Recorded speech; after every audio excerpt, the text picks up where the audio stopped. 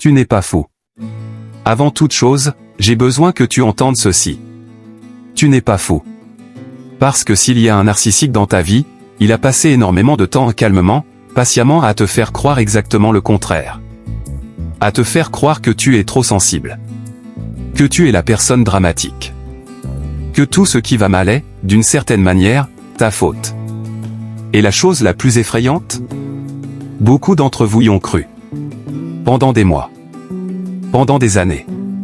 Certains d'entre vous y croient encore en ce moment même. Mais voici la vérité. Tu n'étais pas brisé. Tu étais ciblé. Et cette différence change absolument tout.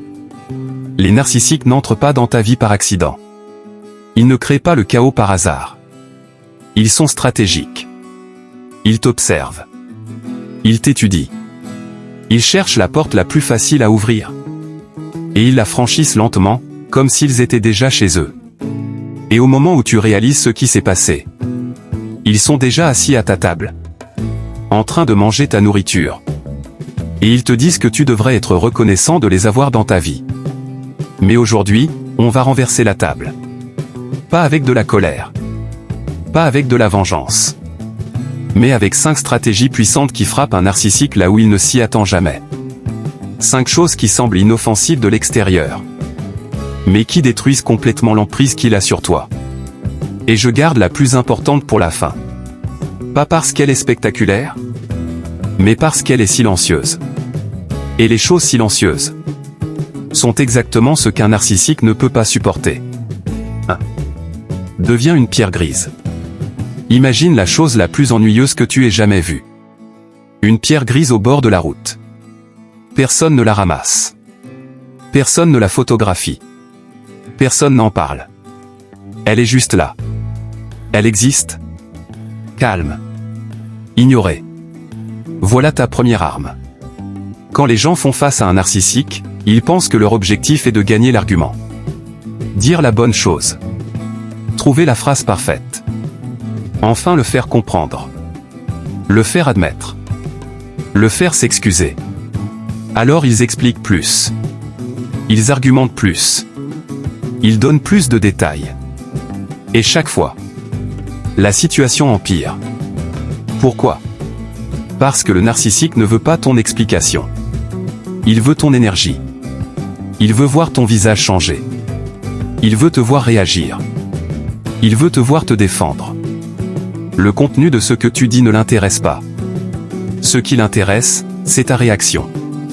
Alors que se passe-t-il si tu deviens une pierre grise? Quand il te provoque. Et que tu réponds simplement. Ça va. D'une voix plate. Sans émotion. Sans réaction. Pas de froideur. Pas d'insulte. Juste rien. Et tu sais ce qui arrive. Il s'ennuie. Et un narcissique qui s'ennuie s'en va. La méthode de la pierre grise ne sert pas à le punir. Elle sert à le priver de ce qu'il veut le plus, ta réaction. 2. Pose une seule question puissante. Imagine cette scène. Tu es en pleine conversation. Quelque chose te semble étrange. Son histoire ne correspond pas à ce qu'il disait avant. La logique est tordue. Il te reproche quelque chose qui n'a aucun sens. Mais tu te tais. Parce que la dernière fois que tu as posé une question, la discussion a duré 2 heures. Et elle s'est terminée avec toi qui t'excuses. Alors cette fois, tu avales encore ta frustration. Mais voici une autre approche. Pas une confrontation. Juste une question calme. Peux-tu m'expliquer cela un peu mieux? C'est tout. Quand tu demandes calmement à un narcissique d'expliquer clairement son histoire, quelque chose d'incroyable se produit. Son histoire commence à s'effondrer. Parce que ses mensonges sont construits pour aller vite. Ils sont faits pour être lancés rapidement, afin que tu réagisses sans réfléchir. Mais si tu ralentis la conversation, tout se démonte. Tu ne l'accuses pas. Tu demandes simplement de la clarté. Et très souvent, il ne peut pas en donner. 3. Protège ta mémoire. Il existe une douleur particulière. Celle d'être constamment entendu dire « Tu te trompes. Tu te souviens mal. Tu exagères. Tu inventes des problèmes. Au bout d'un moment, tu commences à douter de toi-même. Mais cela a un nom. Le gaslighting. Une manipulation qui consiste à te faire douter de ta propre réalité. Alors voici ce que tu peux faire. Commence simplement à tout noter. Dans ton téléphone. Dans un journal. Dans un mémo vocal. Note. Ce qui a été dit. Quand cela a été dit. Comment tu t'es senti? Pas avec émotion. Juste avec des faits. Avec le temps, quelque chose de puissant se produit. Ta clarté revient. Parce que chaque note que tu écris te rappelle. Ce que tu as vécu est réel. Et quand quelqu'un tente de réécrire l'histoire, tu connais déjà la vérité.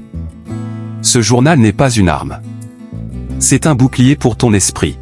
4. Reprends ta vie. Les narcissiques n'aiment pas que tu aies beaucoup d'amis. Ils n'aiment pas que tu sois entouré. Alors ils glissent de petites remarques. Ton ami profite de toi. Ta sœur ne te soutient pas vraiment. Personne ne te comprend comme moi. Chaque phrase semble innocente. Mais avec le temps, elles construisent l'isolement. Parce qu'une personne entourée d'amour peut partir. Et la plus grande peur d'un narcissique n'est pas de te perdre. C'est de perdre le contrôle sur toi.